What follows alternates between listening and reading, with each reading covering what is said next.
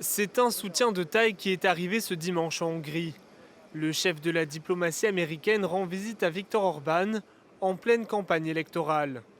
Jeudi, c'était Donald Trump qui avait apporté son soutien plein et entier au Premier ministre nationaliste hongrois, dont il est proche, en vue des élections législatives prévues le 12 avril.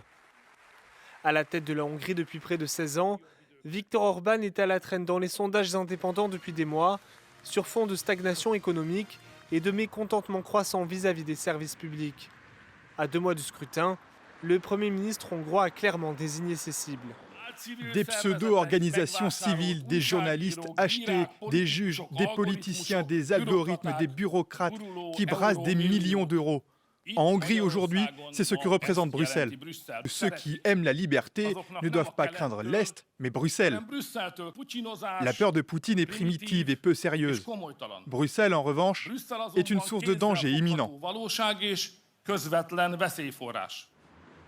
Autre bête noire de Viktor Orban, l'Ukraine.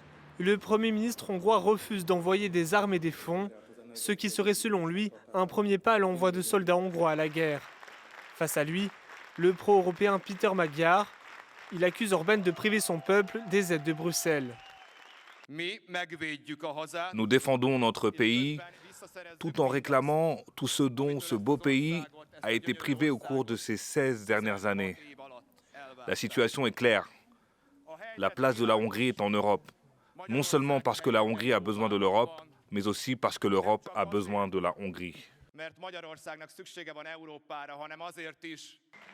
Le leader de l'opposition accuse Viktor Orban et ses alliés de corruption et promet de s'y attaquer. En attendant, le Premier ministre hongrois a fait part de son intention de se rendre à Washington la semaine prochaine pour l'inauguration du Conseil de la paix de Donald Trump.